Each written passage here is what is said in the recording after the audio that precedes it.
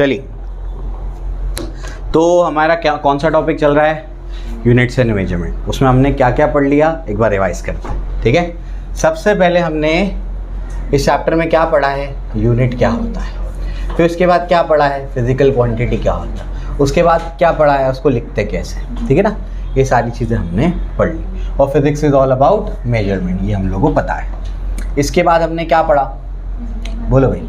Physical quantity के types पढ़ लिए on the basis of dependency, fundamental quantity and derived quantity. इनके unit fundamental unit, इनके units derived units. इन दोनों का जो सेट बनेगा उसको क्या बोलेंगे? System of units. System of unit कितने टाइप के हैं? 4 आपको पढ़ने हैं। कौन कौन सा? CGS, FPS, MKS, SI। Very good, याद है तुम लोग को, बहुत अच्छे, ठीक है ना। उसके बाद जो है और क्या पढ़ा? बोलो। SI सिस्टम को लिखने के कन्वेंशन, राइटिंग कन्वेंशन, तो कन्वेंशंस पढ़ लिए। कन्वेंशंस के बाद क्या पढ़ा? कल पढ़ा डायमेंशंस। हाँ, डायमेंशंस निकालने सीखे, सबसे ज़्यादा इंपॉर्टेंट है ये। फिर उसके बाद एंड इट्स एप्लीकेशन कह लो, यूजर्स कह लो, ठीक है ना। एप्लीकेशन में सिर्फ एक ही एप्लीकेशन किया है अब तक, ठीक है ना, बाकी 2 एप्लीकेशंस बचे हैं। तो ये हम लोगों ने अब तक पढ़ लिया है, ठीक है। आप लोगों का होमवर्क क्या होगा? अब सुनो, कितने लेक्चर्स हुए हैं अब तक? 4 लेक्चर्स हुए हैं, ठीक है ना। मंडे, ट्यूसडे, वेडनेसडे, थर्सडे, आज का 4th लेक्चर है। ये 4 लेक्चर्स के आपको शॉर्ट नोट्स बनाने हैं। शॉर्ट नोट्स का मतलब है जितना भी आज तक पढ़ा दूंगा वो 1 पेज में आपको लिखना है, समझा? क्यों? क्योंकि बाद में रिवीजन में वही काम आएगा तुमको। पूरा चैप्टर थोड़ी पढ़ते बैठोगे तुम, बहुत पढ़ना है। ये 9वीं 10वीं नहीं है, समझे। जो तुम्हारी अलजेब्रा ज्योमेट्री की बुक होती थी ना 9th में, वो सिर्फ अलजेब्रा की बुक उठाओ, उतना तो एक चैप्टर पढ़ाऊँगा मैं यहाँ पे तुमको, समझे। उतना तो एक चैप्टर पढ़ना है अपने को। इतने बड़े बड़े चैप्टर्स हैं। अभी एटॉमिक स्ट्रक्चर जब मैं पढ़ाता हूँ तो 1 महीना तो एटॉमिक स्ट्रक्चर ही पढ़ाता हूँ। 1 महीना एक टॉपिक चलता है, इतना बड़ा टॉपिक है, समझे, ठीक है ना। अभी पढ़ाना शुरू करूँगा तो समझेगा तुमको, ठीक है। अभी तो सिर्फ हम लोग थ्योरी कर रहे हैं, अभी क्वेश्चंस करेंगे तो कितना टाइम जाएगा? एक क्वेश्चन को 5 मिनट लगता है, तो एक सेशन में मुश्किल से 10-12 सवाल हो पाते हैं एक सेशन में, मुश्किल से, समझे। अभी कराना शुरू करूँगा, समझेगा तुम। चलो भाई आ जाओ। तो होमवर्क क्या है पता है ना? क्या करने हैं? शॉर्ट नोट्स बनाने हैं। ये 4 लेक्चर्स के ही कल सबमिट करना है आपको। 4 लेक्चर्स के आपको क्या करने हैं? 4 लेक्चर्स को 1 पेज में उतारना है, समझ आया? ऐसा लिखना है अपने अंदाज में, अपने हिसाब से, जिससे तुम्हारा चैप्टर पूरा रिवाइज हो जाए, ठीक है। क्लियर हो गया? चलो आ जाओ। तो सबसे पहले क्या पढ़ा? यूनिट क्या होता है? Reference standard use for the measurement of a physical quantity. Physical quantity क्या होता है? Anything which can be measured, any quantity which can be measured, उसको क्या बोलते हैं? Physical quantity. अच्छा, क्या कोई ऐसी फिजिकल क्वांटिटी है जिसको आप मेजर नहीं कर सकते लेकिन वो फिजिकल क्वांटिटी है? एंट्रोपी। एंट्रोपी आगे जाके पढ़ोगे, डिसऑर्डरनेस का मेजरमेंट है थर्मोडायनेमिक्स में, केमिस्ट्री की थर्मोडायनेमिक्स में। तो एंट्रोपी एक ऐसी फिजिकल क्वांटिटी है जिसको मेजर नहीं कर सकते लेकिन फिर भी वो फिजिकल क्वांटिटी, ठीक है ना, ध्यान रखना। चलो आ जाओ। उसके बाद फिजिकल क्वांटिटी को लिख कैसे सकते हैं? n into you. n into you मतलब न्यूमेरिकल वैल्यू इंटू यूनिट करके लिख सकते हैं। न्यूमेरिकल वैल्यू मतलब कोई नंबर होगा, मैग्नीट्यूड कहते हैं। न्यूमेरिकल वैल्यू का दूसरा नाम क्या होगा? मैग्नीट्यूड। न्यूमेरिकल वैल्यू का दूसरा नाम क्या होगा? मैग्नीट्यूड। तो अब से न्यूमेरिकल वैल्यू को क्या बोलेंगे? मैग्नीट्यूड को बोलेंगे, ठीक है। नए नए टर्म सीखो भी, यूनिट तो अपने को समझ आता ही है, ठीक है ना। Physics is all about measurement, यानी फिजिक्स या साइंस क्या है? क्वांटिटेटिव स्टडी है। क्या मतलब हुआ? क्या ये आर्ट्स और कॉमर्स के जैसा क्वालिटेटिव स्टडी है? नहीं, क्वालिटेटिव स्टडी नहीं है। कैसी स्टडी है? क्वांटिटेटिव स्टडी है। समझ आ गया, ठीक है ना। क्वांटिटेटिव का मतलब क्या होता है? क्वांटिटेटिव मतलब इसके अंदर क्या होंगे? मेजरमेंट्स होंगे, कैलकुलेशंस होंगे। ये आर्ट्स और कॉमर्स के जैसे थ्योरेटिकल स्टडी नहीं करेंगे, सिर्फ हवा में बात नहीं करेंगे हम, समझ में आ गया। हम ये नहीं बोलेंगे सिर्फ कि फोर्स लगा, हम बोलेंगे 10 न्यूटन का फोर्स लगा, स्पेसिफाई करेंगे, समझ आ गया। क्वांटिफाई करेंगे, मेजर करेंगे चीज़ों को, समझा, ठीक है ना। ऐसा है। चलो इसके बाद क्या है? उसके बाद और क्या पढ़ा? फिजिकल क्वांटिटी के 2 टाइप होते हैं। कौन कौन सा? Fundamental quantity, derive quantity. Fundamental quantity का यूनिट क्या है? Fundamental unit. और डिराइव क्वांटिटी का यूनिट क्या है? डिराइव यूनिट, समझे, ठीक है ना। चलो भाई अब बताओ मुझे कि फंडामेंटल यूनिट और डिराइव यूनिट के सेट को क्या बोलते हैं? System of unit. कितने टाइप के सिस्टम आपको पढ़ने हैं? 4 टाइप के। कौन कौन सा? CGS, FPS, MKS, SI, ठीक है ना। CGS मतलब क्या? उसमें लेंथ को सेंटीमीटर में, ग्राम को मास को ग्राम में और टाइम को सेकंड मेजर करेंगे। एफपीएस में क्या होगा, लेंथ को फुट में, मास को पाउंड में, टाइम को सेकंड मेजर करेंगे। एमकेएस में क्या होगा, लेंथ को मीटर में, मास को किलोग्राम में, टाइम को सेकंड मेजर करेंगे। एसआई में कितने फंडामेंटल, 7 फंडामेंटल, 2 सप्लीमेंट्री। फंडामेंटल बताओ और उसका यूनिट भी बताओ। सबसे पहले फंडामेंटल गिनाओ, fundamental quantities, length, mass, time, electric current, temperature, amount of substance, luminous intensity. समझ आ गया। 2 सप्लीमेंट्री क्वांटिटीज कौन है, प्लेन एंगल और सॉलिड एंगल। समझ आता है, ठीक है। इसके बाद मुझे बताओ लेंथ का यूनिट क्या है एसआई में, मीटर, मास का किलोग्राम, टाइम का सेकंड, उसके बाद electric current ampere, amount of substance mole, luminous intensity candela और टेम्परेचर का केल्विन। सब प्लेन एंगल का रेडियन और सॉलिड एंगल का स्टीरेडियन। समझा, ठीक है ना। चलो भैया अपने को समझ आ गया। इसके बाद जो है, उसके बाद कन्वेंशंस क्या है, हमने कुछ 8 कन्वेंशंस कल पढ़े थे, है ना। सबसे पहले जो भी आप यूनिट लिखेंगे तो प्रेफरेबल क्या है, उसका सिंबल लिखा जाए। अगर आप उसका फुल नेम लिखना चाहते हैं तब क्या होगा, फुल नेम लिखना चाहते हैं तब क्या होगा, कोई भी हो, साइंटिस्ट हो, नॉर्मल यूनिट हो, कोई भी हो, आपको फुल फॉर्म हमेशा स्मॉल लेटर में लिखना है। सिंबल भी स्मॉल लेटर में होगा अनलेस एंड अनटिल वो किसी साइंटिस्ट के नाम पे रखा गया हो। समझ आ गया। उसके बाद क्या पढ़ा, यूनिट कभी भी प्लूरल फॉर्म में नहीं लिखते, यूनिट के बाद कोई भी फुल स्टॉप नहीं आएगा। समझ आता है, ठीक है। अगर यूनिट में 2 यूनिट्स का रेशो है तो उसको सिंगल रेशो में लिखेंगे, यानी न्यूमरेटर डिनोमिनेटर है तो क्या करेंगे, सिंगल रेशो में लिखेंगे। इसके बाद क्या पढ़ा, अगर हमारे पास बहुत सारे यूनिट्स आ रहे हैं तो पूरा आप लोग पूरा नेम यानी पूरा यूनिट और सिंबल का कॉम्बिनेशन मत लो। समझ में आ गया। या तो पूरा नाम लिख दो या तो क्या कर दो, सिंबल लिख दो। ज़्यादा प्रेफरेबल क्या है, सिंबल लिख दो। क्यों, क्योंकि हम हमारे काम को छोटे से छोटा और आसान से आसान करना चाहते हैं, यही रीज़न है, ठीक है। प्रीफिक्सेस जब लिखेंगे तो क्या होगा, यूनिट से पहले आएगा। प्रीफिक्सेस कल याद कराए थे, बोलो। डेका का मतलब क्या होता है, 10⁻⁴ हेक्टो, 10⁻² किलो, 10⁻3। उसके बाद मेगा 10⁻6। उसके बाद क्या पढ़ा था, मेगा के बाद क्या पढ़ा था, 10⁻9 क्या होता है, गीगा। क्या होता है, गीगा। 10⁻18 क्या होता है, एक्सा। क्या होता है, एक्सा। समझे, ठीक है ना। चलो भाई, तो ये अपन ने पढ़ लिया। इसके बाद जो है, इसके बाद आप बताओ इसमें इससे ज़्यादा क्या काम आएगा, वो 10⁻⁻1 जो पावर है यानी नेगेटिव जो पावर्स है। डेसी क्या होता है, 10⁻⁻1। सेंटी 10⁻²। मिली 10⁻3। माइक्रो 10⁻6। उसके बाद पीको 10⁻12। नैनो 10⁻9। समझ आया, ठीक है ना। फेमटो 10⁻15। ठीक है, क्लियर हो गया। चलो भाई, तो ये चीज़ अपने को समझ में आ गई है। तो 10⁻15 जो है एक डिवाइस आता है, एक डिवाइस की एक ऑपरेशन है, इसको बोलते हैं फेमटो सेकेंड। पता है फेमटो सेकेंड। लसिक पता है, लसिक, लसिक क्या होता है, अरे आँख की जो लेज़र सर्जरी होती है ना, इसे नंबर निकाला जाता है, उसको क्या बोलते हैं, उसको लसिक बोलते हैं। चलिए, तो मैं कहाँ पर था कि लसिक क्या होता है।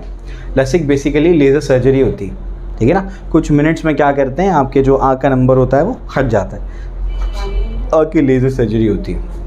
बिल्कुल वैसे ही फेमटो सेकेंड भी एक ऐसी ऑपरेशन होता है, सर्जरी टाइप, ठीक है ना।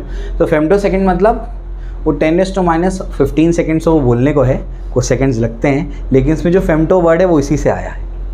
बहुत फास्ट हो जाता है वो ऑपरेशन और उसकी एक्यूरेसी भी बहुत ज़्यादा होती है, नंबर निकल जाता है। नंबर कैसे निकलता है वो तुम बायोलॉजी में पढ़ोगे कि नंबर निकाला कैसे जाता है। यहाँ पर अपने को उसके बारे में नहीं पढ़ना, अपने को सिर्फ फेमटो वर्ड का मतलब समझना, ठीक है ना।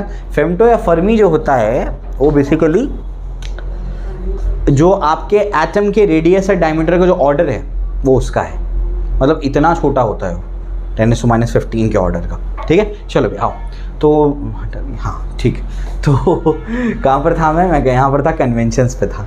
तो कन्वेंशन में ये तो बता दिया था कि प्रीफिक्स पहले आएगा और लास्ट में क्या, अगर कई सारी यूनिट्स का कॉम्बिनेशन है, मतलब अगर 2 अलग अलग यूनिट्स का कॉम्बिनेशन है तो या तो उनके बीच में स्पेस रहेगा या तो हाइफन रहेगा, समझा, ठीक है ना। चलो तो ये चीज़ हम लोग ने देख ली, ठीक है ना। जैसे आपने रेजिस्टिविटी का यूनिट पढ़ा होगा 10th में, रेजिस्टिविटी, रेजिस्टेंस और रेजिस्टिविटी में क्या डिफरेंस है बताओ ज़रा। रेजिस्टेंस और रेजिस्टिविटी में क्या डिफरेंस है, बोलो बोलो। कैसे पढ़ के आए हो तुम लोग 10वीं?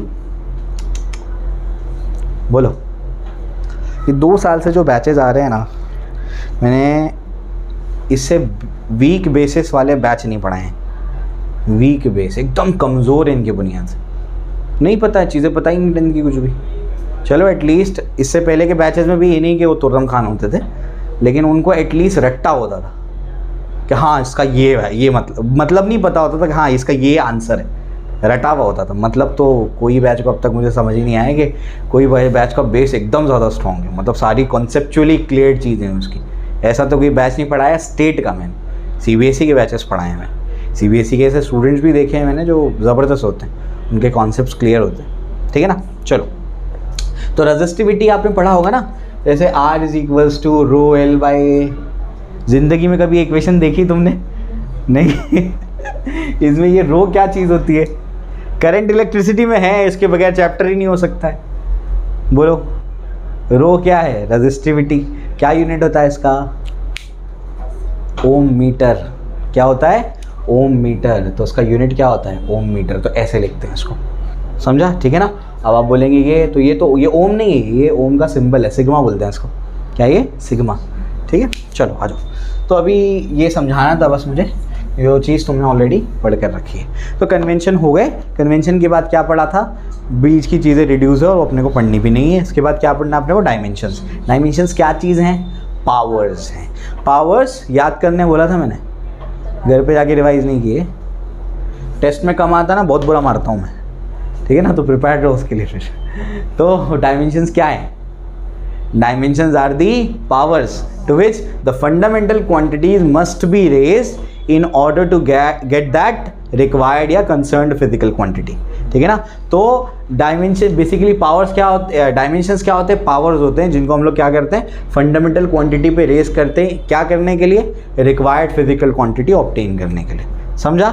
जब आपको किसी भी फिजिकल क्वांटिटी का डायमेंशन लिखना है तो आपको एक एल्गोरिथम को फॉलो करना है। क्या एल्गोरिथम? सबसे पहले क्या लिखोगे? Physical quantity. फिर क्या लिखोगे? फॉर्मूला। फिर क्या लिखोगे? यूनिट। उसके बाद क्या लिखोगे? डायमेंशंस, MLT, समझा? ठीक है ना। चलो, अब जो है आपको 170 के आसपास फिजिकल क्वांटिटी के साथ में डील करना है। तो आपको वो सब तो अभी याद नहीं होंगे। तो कुछ बेसिक को फिजिकल क्वांटिटीज जो आप 9-10 तक पढ़ करके आए, उसके डायमेंशन निकालने आपको कल सिखा दिए थे मैंने, ठीक है ना। उसके बाद मैंने आपको इसके एप्लीकेशंस कराए थे। कोई यूज़ है क्या इसका? क्यों निकालने का डायमेंशन? तो उसके यूज़ में सबसे पहला यूज़ क्या है? हाँ, to check the correctness of a physical quantity, physical equation. मतलब क्या?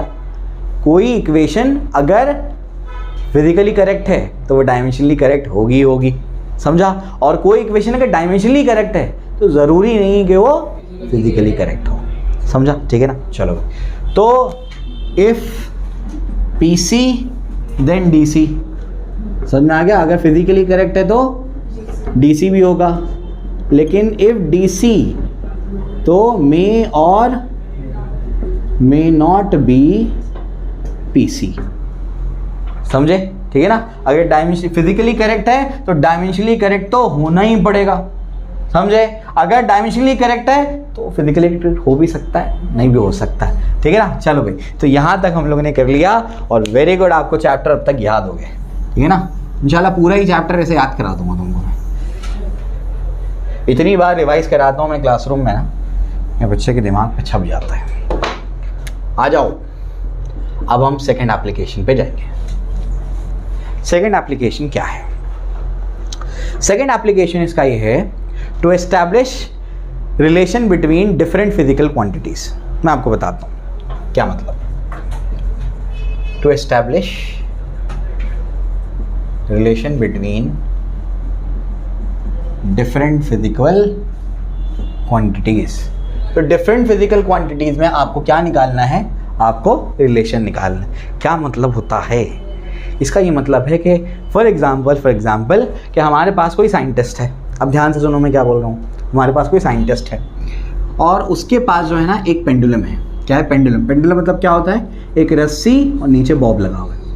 इसको क्या बोलते हैं? इसको सिंपल पेंडुलम बोलते हैं। तो एक सिंपल पेंडुलम है, ठीक है ना। अब क्या, अब ये साइंटिस्ट साहब जो है ये क्या कर रहे हैं? इसके ऊपर एक्सपेरिमेंट कर रहे हैं और एक्सपेरिमेंट करके क्या कर रहे हैं? इसका टाइम पीरियड निकाल रहे हैं। आप बोलेंगे सर टाइम पीरियड क्या होता है, मैं आपको मतलब बताता हूँ।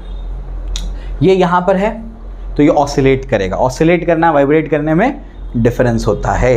मोबाइल क्या करता है, वाइब्रेट करता है, और ये क्या करता है, ऑसिलेट। फ्रीक्वेंसी ज़्यादा होगी तो क्या बोलेंगे, वाइब्रेट हो रहा है, फ्रीक्वेंसी कम होगी तो क्या बोलेंगे, ऑसिलेट कर रहा है। ये डिफरेंस है, ठीक है, बेसिक डिफरेंस यही है। तो ये भाई साहब क्या कर रहे हैं, ये ऑसिलेट कर रहे हैं, इधर से इधर जा रहे हैं, फिर इधर से इधर जा रहे हैं, तो ये क्या कर रहे हैं, ऑसिलेट कर। ऑस्किलेट नहीं होता है, ऑस्किलेशन नहीं होता है, क्या होता है, ऑसिलेशन। तो ये क्या कर रहा है, ऑसिलेट कर रहा है, ऑसिलेशंस परफॉर्म कर रहा है, ठीक है ना। अब क्या, अब ये जो है यहाँ से इधर गया, फिर ये इधर आया, फिर ये इधर गया, फिर ये रिटर्न आ गया। अब इसके बाद क्या होगा, देखो पहले इधर गया, उसके बाद फिर इधर आया, फिर इसके बाद इधर गया, उसके बाद इधर आया, फिर उसके बाद यहाँ आने के बाद फिर से यही वाली जर्नी रिपीट हो जाएगी। तो इसका मतलब क्या होगा, ये 1 2 3 4 जब ये परफॉर्म कर लेगा तो हम बोलेंगे 1 ऑसिलेशन हो गया। समझे क्या बोल रहा हूँ मैं। इसको नाम दे देते हैं, इसको नाम देते हैं OAB। O से A गया, A से O आया, O से B गया, फिर B से O आया, उसके बाद फिर से कहाँ जाएगा वो, O से A जाएगा। तो OA AO OB BO, OA AO OB BO, ये क्या है, एक ऑसिलेशन। समझे, OA AO OB BO क्या है, एक ऑसिलेशन। समझा, ठीक है ना। ये एक ऑसिलेशन को जितना टाइम लगता है ना उसको बोलते हैं टाइम पीरियड। उसको क्या बोलते हैं, टाइम पीरियड। समझ आया, ठीक। तो एक ऑसिलेशन को जितना टाइम लगेगा उसको बोलेंगे टाइम पीरियड। अब यहाँ पर जो साइंटिस्ट है हमारा, वो साइंटिस्ट क्या करता है, वो साइंटिस्ट एक्सपेरिमेंट परफॉर्म कर रहा है। अब वो एक्सपेरिमेंट कैसे परफॉर्म कर रहा है, साइंटिस्ट कैसा एक्सपेरिमेंट करता है, कंट्रोल्ड एक्सपेरिमेंट। कंट्रोल्ड एक्सपेरिमेंट का क्या मतलब होता है, वो अपने हिसाब से क्या करेगा, वेरिएशन करेगा। क्या करेगा, अपने हिसाब से वेरिएशन करेगा। तो ये क्या करेगा, अपने हिसाब से वेरिएशन करेगा। क्या वेरिएशन करेगा वो मैं आपको समझाता हूँ। देखो, इसने कुछ टाइम पीरियड निकाला, इसकी लेंथ कुछ अभी L1 थी, और यहाँ पर ये कहाँ पर कर रहा है, ये जो एक्सपेरिमेंट कर रहा है ये अभी कहाँ कर रहा है, इक्वेटर पे कर रहा है। इक्वेटर मतलब क्या, ये अगर ये हमारा अर्थ है तो अभी ये इधर खड़ा हुआ है ना, इक्वेटोरियल प्लेन में है। ये कहाँ पर है, ये इक्वेटोरियल प्लेन में, ठीक है ना। तो ये कहाँ कर रहा है एक्सपेरिमेंट, कहाँ कर रहा है, इक्वेटोरियल प्लेन में कर रहा है, और साथ ही साथ क्या कर रहा है, इसकी लेंथ कितनी है, L1 है। समझ आया, ठीक है ना। अब क्या, इक्वेटोरियल प्लेन में कुछ g का वैल्यू होता है ना, एक्सेलरेशन ड्यू टू ग्रेविटी 0 नहीं, हाँ मतलब कुछ ना कुछ वैल्यू होता है, वो मैं पूछ नहीं रहा हूँ कितना होता है, कुछ ना कुछ वैल्यू होता है। और पोल्स पे भी कुछ होता है, दोनों सेम होता है, डिफरेंट होता है, डिफरेंट होता है। पोल्स पे ये ग्रेविटेशन है ना पहला चैप्टर, तो इक्वेटर पे अलग होता है और पोल्स पे अलग होता है, ठीक है ना। तो इसको क्या बोलते हैं, यहाँ पर ये क्या है, पोल्स है, और ये क्या है, इक्वेटर। तो पोल्स पे अलग होता है और इक्वेटर पे अलग होता है। बहुत ज़्यादा डिफरेंस नहीं आता, लेकिन डिफरेंस आता है, ठीक है ना। क्लियर हो गया। अब क्या, अब ये कहाँ है, इक्वेटर पे। कहाँ पर है, इक्वेटर पे। और ये पेंडुलम की यानी रस्सी की लेंथ कितनी है, L1 है। इसने ये एक्सपेरिमेंट यहाँ परफॉर्म करके देखा, तो इसका जो टाइम पीरियड आ रहा है ना, इसका जो टाइम पीरियड आ रहा है वो टाइम पीरियड आ रहा है 2 सेकेंड। कितना टाइम पीरियड आ रहा है, 2 सेकेंड, या फिर कुछ टाइम पीरियड बोल दो, T1 बोल दो, कुछ T1 टाइम पीरियड आ रहा है, ठीक है ना। अब क्या मतलब इतने सेकेंड लगे होंगे। अब वो भाई साहब क्या करते हैं, इक्वेटर से चलते चलते चलते अब कहाँ जाते हैं, पोल पे जाते हैं, ठीक है ना। पोल पे जाने के बाद उसने ये देखा कि अब वो कहाँ पर है, वो पोल पे है, ठीक है ना। अब लेंथ कितनी है, L1 ही रखता हूँ, पहले मैं लेंथ कितनी रखता हूँ, L1 ही रखता हूँ, जो इतनी थी यहाँ पर उतनी है। अब वो चेक करता है कि अब इसका यहाँ पर टाइम पीरियड कितना आ रहा है। तो वो जब यहाँ चेक करता है ना, तो उसका टाइम पीरियड सेम नहीं आता। अगर वो 2 सेकंड आ रहा था तो 2 सेकंड से कुछ और आएगा वो। समझ आया क्या बोल रहा हूँ मैं, यानी अब टाइम पीरियड कुछ और हो गया। तो इससे साइंटिस्ट ने क्या कंक्लूजन निकाला, दिमाग लगाना पड़ेगा ना, ये साइंस में दिमाग लगाना पड़ता है। इससे साइंटिस्ट ने क्या कंक्लूजन निकाला, इससे इसने ये कंक्लूजन निकाला कि जो time period of simple pendulum है वो जी पे डिपेंड करता है। क्योंकि इक्वेटर से पोल पे जाने पर कौन सी चीज वेरी कर गई, जी वेरी कर गया, acceleration due to gravity vary कर गया। क्या लेंथ वेरी कर गया, नहीं लेंथ वेरी नहीं किया, जी वेरी कर गया। तो इसने ये कंक्लूजन निकाला कि जो time period of simple pendulum है वो जी पे डिपेंड करता है। तो time period is proportional to g, लेकिन कौन से पावर पे है वो हम नहीं जानते, कुछ ए बोल देते हैं। हो सकता है जी स्क्वायर पे डिपेंड करता हो सकता है जी रेज़ टू हाफ पे डिपेंड करता हो सकता है जी रेज़ टू -3/2 पे डिपेंड करता हो। समझ आया? इससे सिर्फ ये समझ में आ रहा है कि टाइम पीरियड स्मॉल g के साथ में वेरी करता है, एक्सेलरेशन ड्यू टू ग्रेविटी के साथ में टाइम पीरियड क्या करता है, वेरी करता है। कौन से पावर पे करता है वो नहीं पता लगा, बस इतना पता लगा कि क्या करता है, वेरी करता है। ठीक है ना, क्लियर हो गया? अब क्या, अब वो क्या करता है, फिर से अब पोल पे ही रहता है, पोल पे ही रहता है, लेकिन लेंथ को क्या कर देता है, कुछ L2 कर देता है। लेंथ अब चेंज कर दिया, मतलब क्या कर दिया, इसको कम कर दिया लेंथ को, या रस्सी को बढ़ा दिया, लेंथ को वेरी कर गया। उसने ये देखा, अब पोल पे ही था तो g का वैल्यू वही है, इधर पे क्या था G1 था, इधर पे क्या होगा G2, तो ये G2 है। अब उसने देखा कि लेंथ उसने वेरी कर दिया और पोल पे तो यहाँ पर क्या है, G2 ही है, तो उसने ये देखा कि पोल पे जो टाइम पीरियड T2 आ रहा था ना पहले, अब टाइम पीरियड फिर से चेंज हो गया। यानी क्या, पहले टाइम पीरियड डिपेंड कर रहा था g की वैल्यू पे, समझे? अब उसने क्या कर दिया, अब वहीं पे पोल पे ही खड़ा है, g का वैल्यू अब चेंज नहीं हो रहा है। अब उसने क्या कर दिया, लेंथ को चेंज करके देखा। समझ आया? क्या चेंज करके देखा, लेंथ को चेंज करके देखा। लेंथ को चेंज करके देखा तो उसने देखा टाइम पीरियड फिर वेरी कर गया। मतलब टाइम पीरियड अब किस पे डिपेंड करता है, टाइम पीरियड लेंथ पे भी डिपेंड करता है। कौन से पावर पे डिपेंड करता है वो नहीं पता, लेकिन लेंथ पे डिपेंड करता है। यहाँ पर भी आकर के उसने फिर से इक्वेटर पे आके चेक किया, पहले लेंथ कितनी थी इक्वेटर पे, L2 थी, और ये कितना था G1, तो अब तो ये G1 ही रखता है, लेकिन लेंथ को अब क्या करता है, L2 कर देता है, या कुछ L3 कर देता है, कुछ भी कर देता है लेंथ को, कोई वेरी कर दिया लेंथ। तो टाइम पीरियड अब क्या आना चाहिए था, T1, लेकिन T1 टाइम पीरियड नहीं आएगा, अब कुछ T4 आएगा। मतलब क्या, मतलब जो आपका सिंपल पेंडुलम है उसका टाइम पीरियड जो होता है ना, वो दो चीज़ों पर डिपेंड कर रहा है। कौन सी दो चीज़ें, एक्सेलरेशन ड्यू टू ग्रेविटी और, हाँ समझ आया? उसने बॉब को भी बड़ा छोटा करके देखा होगा, उससे वेरिएशन नहीं मिला होगा उसको, समझे? बॉब का मास भी चेंज करके देखा होगा, उससे वेरिएशन नहीं मिला उसको, समझे? एक बार क्या कर दिया, एक बार उसने प्लास्टिक का बॉब लगा दिया और एक बार मेटल का बॉब लगा दिया। उसने उसको मास अलग अलग होगा ना, प्लास्टिक का वजन होगा, मेटल का हल्का होगा, है ना? नहीं, प्लास्टिक का क्या होगा, हल्का होगा, मेटल का वजन होगा, तो मास अलग अलग है। ध्यान से सुनने का मैं क्या बोलता हूँ, ठीक है? तो मास क्या अलग अलग है, तो उसने मास वेरी करके देखा, कोई फर्क नहीं पड़ता था। मतलब time period is independent of the mass of the Bob. समझा? क्लियर हो गया? चलो, तो इस साइंटिस्ट को ये समझ में आया कि जो time period of simple pendulum है वो दो चीज़ों पर डिपेंड कर रहा है। कौन सी दो चीज़ें हैं वो? हाँ, एक्सेलरेशन ड्यू टू ग्रेविटी और लेंथ ऑफ द स्ट्रिंग। दो चीज़ें फिजिक्स में बहुत इंपॉर्टेंट है, एक रस्सी और एक स्प्रिंग, यानी एक स्ट्रिंग और एक स्प्रिंग। स्ट्रिंग का मतलब क्या होता है, रस्सी, तो स्ट्रिंग और स्प्रिंग बहुत इंपॉर्टेंट है, ध्यान रखना है इसका। ठीक है, क्लियर हो गया? यहाँ तक सबको क्लियर, कोई दिक्कत नहीं ना? चलो भाई, तो यहाँ तक अपने को समझा है। अब क्या, अब ये तो समझ आ गई कि ये दो चीज़ों पे डिपेंड करता है, लेकिन कौन से पावर पे डिपेंड करता है ये अपने को समझ में नहीं आया। तो अभी हम लोग क्या करेंगे, वो पावर निकालने के लिए डायमेंशंस का यूज़ करेंगे। मैं तो डायरेक्टली आके भी बता देता ये इस पर डिपेंड करता है, उस पर डिपेंड करता है, लेकिन भेजे में जाते नहीं। अब छप गया तुम्हारे दिमाग में कि साइंटिस्ट क्या करता है, एक्सपेरिमेंट करता है और देखता है अच्छा ये फिजिकल क्वांटिटी कैलकुलेट करनी है और ये चीज़ों पे वो डिपेंड करती है। समझ में आ गया? कौन से पावर पे डिपेंड करनी है उसके लिए करती है, उसके लिए क्या करना, डायमेंशन का यूज़ करना। अब कैसे यूज़ करके निकालेंगे वो समझाता हूँ, ठीक है ना? चलो भाई, तो बेस बन गया हमारा। अब हम लोग क्या करते हैं, देखते हैं। चलो देखो, जल्दी जल्दी, वो स्टूडेंट बैठा है अंदर, मिल लो जाके।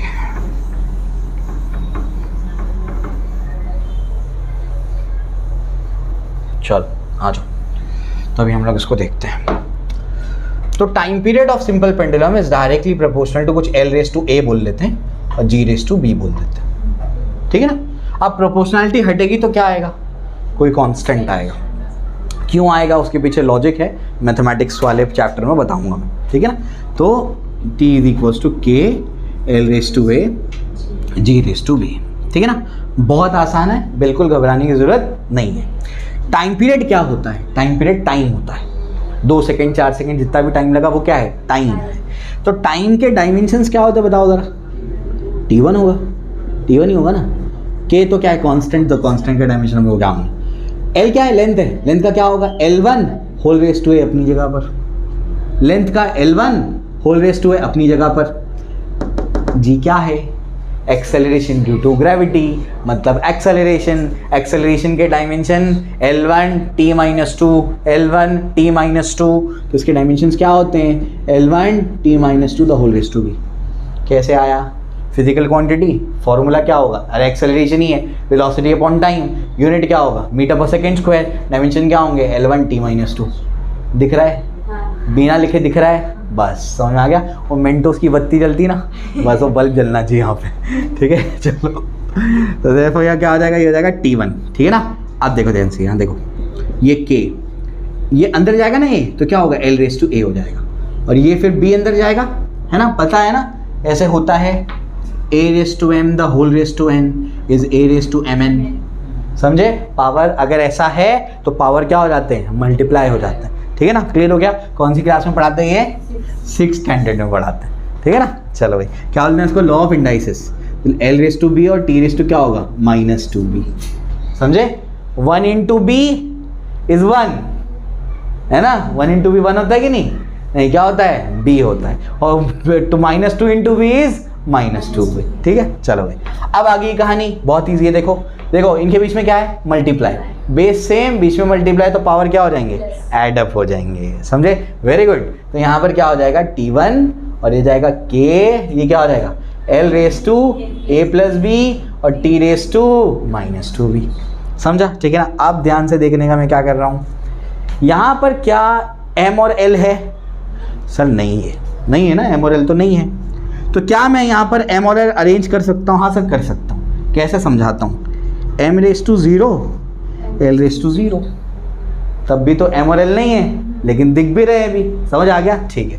अब मैं क्या कर रहा हूँ, क्योंकि एनी नंबर ⁻0 इज 1, कल बताया था A⁴0 इज 1, वैसा था, तो 1 ही तो है ना वो। अब अगर हम लोग यहाँ पर L को और यहाँ पर L को कंपेयर करेंगे, तो यहाँ पर L का पावर क्या है और यहाँ पर L का पावर क्या है, 0, तो क्या लिख सकता हूँ मैं इसको लिख सकता हूँ A + B = 0।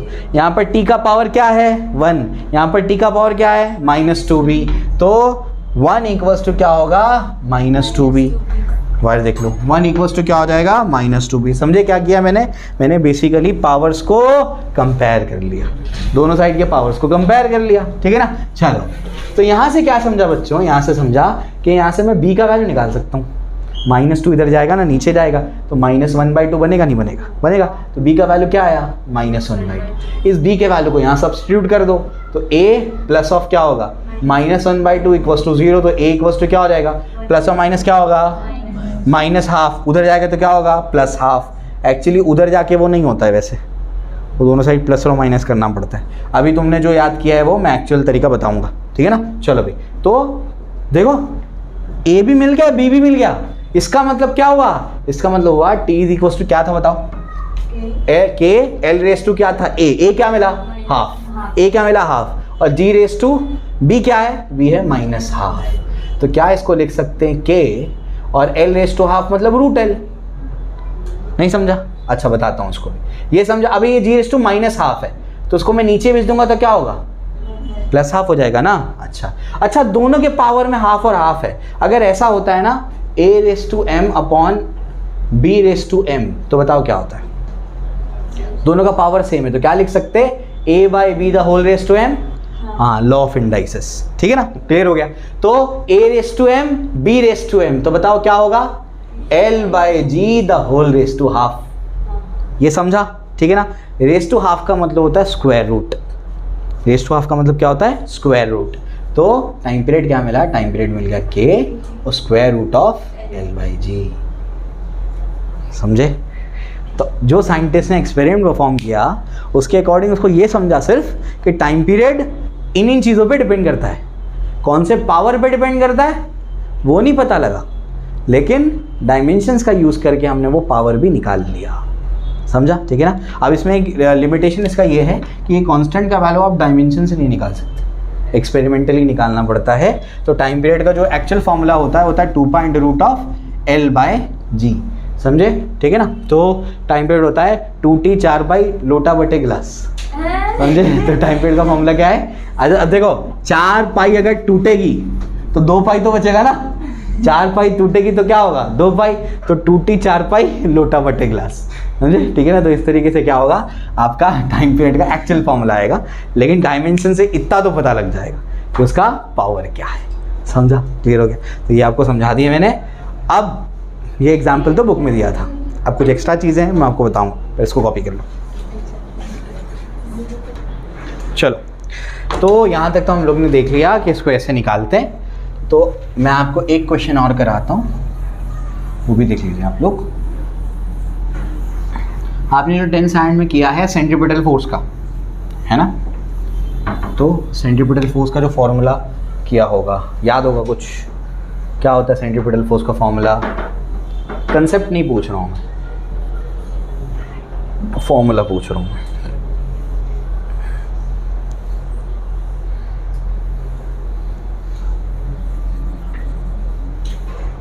चलो बोलो, फॉर्मूला पूछ रहा हूँ मैं, सेंट्रीपिटल फोर्स का फॉर्मूला। अच्छा, एक साइंटिस्ट ने एक रस्सी लिया और वो रस्सी लेकर के वो क्या करता है, उसके एक एंड पे पत्थर को बांधता है।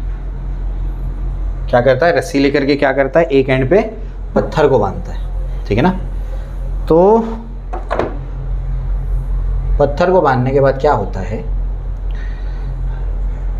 वो ये पत्थर को सर्कल में घुमाता है, सर्कुलर पाथ में, ठीक है ना। अब क्या, तो सेंटर की तरफ क्या लगता है, सेंट्रीपिटल फोर्स। इतना तो पता होगा एटलीस्ट कि सेंटर की तरफ क्या लगता है, सेंट्रीपिटल फोर्स लगता है। क्यों लगता है, क्या लॉजिक है, वो हम सीखेंगे सर्कुलर मोशन में, लेकिन अभी सिर्फ इतना तो पता होगा कि सेंटर की तरफ फोर्स लगता है। तो ये सेंट्रीपिटल फोर्स है, ये ज़्यादा होगा कम होगा, यानी ये कौन सी चीज़ों पे डिपेंड करेगा। तो साइंटिस्ट क्या करता है, वेरिएशन करता है, ठीक है ना। अब वो कैसे वेरिएशन करता है मैं समझाता हूँ। साइंटिस्ट क्या करता है, पहले ये बॉब का मास क्या करता है, m1 लेता है, ये रेडियस क्या करता है, r1 लेता है, और उसकी वेलोसिटी क्या रखता है, v1 रखता है, ठीक है ना। तो उसने मास m1 लिया, रेडियस r1 रखा, यानी रस्सी की लेंथ r1 रखा, और वेलोसिटी क्या रखा, v1 रखा। तो जो सेंट्रीपिटल फोर्स आया वो F1 आया, ठीक। अब उसने क्या कर दिया, उसने अब मास को चेंज कर दिया, मास m2 रखा, रेडियस वही रखा, वेलोसिटी वही रखा, तो सेंट्रीपिटल फोर्स चेंज हो गया। मतलब क्या, मास के बदलने से, मतलब क्या कर दिया, पहले छोटा ऑब्जेक्ट लिया, छोटा पत्थर बांधा, बाद में क्या कर दिया, बड़ा पत्थर बांध दिया, तो मास वेरी कर गया। मास वेरी कर गया तो सेंट्रीपिटल फोर्स का वैल्यू भी बदल गया, समझा। यानी सेंट्रीपिटल फोर्स किस पे डिपेंड करता है, हाँ, तो F is proportional to M, कौन से पावर पे नहीं पता, समझा, ठीक। अब क्या करता है, मास m1 रखता है, रेडियस को r2 कर देता है, वेलोसिटी v1 ही रखता है, तो अब यहाँ पर सेंट्रीपिटल फोर्स फिर से बदल जाता है। मतलब क्या, रस्सी की लेंथ क्या कर दिया, वेरी कर दिया। पहले रस्सी छोटी लिया, बाद में रस्सी और छोटी ले लिया या बड़ी ले लिया, बात समझ में आती है। तो रस्सी की लेंथ को क्या करेगा, वेरी करेगा, तो यहाँ पर सेंट्रीपिटल फोर्स फिर बदल जाएगा। यानी जो सेंट्रीपिटल फोर्स है डिपेंड करता है रस्सी की लेंथ पर भी, कौन से पावर पे हम नहीं जानते, ठीक है ना। इसी तरीके से उसने आप क्या वेरी करेगा बताओ, वेलोसिटी, तो पता लगेगा कि वेलोसिटी पे भी डिपेंड करता है, कौन से पावर पे वो हम नहीं जानते, ठीक है ना। अब आगे की कहानी बोल दो फटाफट। F इक्वल्स टू क्या होगा, km raise to a, r raise to b और v रेज टू c। बताओ फोर्स के डायमेंशंस क्या है, m1 l1 t-2k, ये क्या होगा, m रेज टू a हो जाएगा, है ना, मास है, मास है, ये मीटर नहीं है, क्या है, मास है, तो क्या हो जाएगा, m रेज टू a हो जाएगा। उसके बाद क्या हो जाएगा बताओ, l रेज टू b हो जाएगा। रेडियस क्या है, लेंथ है, लेंथ l1 होगा और बाहर b है, तो 1 into B is b, direct लिखा मैंने, समझ आ रहा है ना, समझा, बाउंसर तो नहीं जा रहा है, ठीक है। उसके बाद वेलोसिटी क्या होगा, l1 t-1 मीटर पर सेकेंड होता है ना, द होल रेज टू क्या है, c, तो c को अंदर भेज लो direct, l raise to c और t रेज टू -c, समझा, ठीक है ना। अब क्या होगा बताओ, ये हो जाएगा m1 l1 t-2k, ये बताओ क्या होगा, m रेज टू a अपनी जगह पर, l रेज टू क्या होगा, b प्लस c और t रेज टू -c, ठीक है ना। अब बताओ a क्या है, 1, m a 1, तो a का वैल्यू 1, ठीक है ना। उसके बाद b प्लस c क्या आएगा, l b प्लस c 1, तो b प्लस c भी क्या होगा 1। उसके बाद t माइनस c -2, तो माइनस c इक्वल्स टू -2, समझा, ठीक है ना, क्लियर हो गया। तो a का वैल्यू मिल गया, c का वैल्यू क्या मिलेगा, माइनस माइनस खत्म, तो c का वैल्यू क्या मिलेगा, 2 मिलेगा, तो b प्लस 2 इक्वल्स टू 1, तो b इक्वल्स टू क्या होगा, 1 - 2 यानी -1, तो b का वैल्यू -1, a का वैल्यू 1, c का वैल्यू 2। आओ पुट करो, अरे लिखने का क्या, ठीक है, वो 10वीं में लिखते थे, कौन लिखते बैठेगा, ठीक है, तो ये क्या हो जाएगा, m रेस टू a क्या है 1, उसके बाद r रेस टू b क्या है, r रेस टू b देखो r रेस टू -1 और v रेस टू 2, तो k होगा m, r को नीचे भेज देते और ये जाएगा v स्क्वायर, समझे, r को नीचे भेजे तो -1 का क्या हो जाएगा 1 हो जाएगा, है ना। तो यही तो पढ़ा था ना mv²/r, सेंट्रीपिटल फोर्स mv²/r, ऐसे आया फॉर्मूला। फिर एक्सपेरिमेंटली पता लगा कि k का वैल्यू इसमें 1 होता है, तो फोर्स हो जाएगा mv²/r। समझा, तुमने फॉर्मूला पढ़ा था, मैंने तुमको बताया फॉर्मूला आया कहाँ से, समझे, ठीक है ना। तो चलो भैया आज का सेशन बस करेंगे, बाकी कल कराऊँ मैं। एक एप्लीकेशन रह गया, जल्दी आना पड़ रहा है इस वजह से बंद कर रहा हूँ, ना तो पूरे एप्लीकेशन करा देता हूँ, ठीक है, चलो।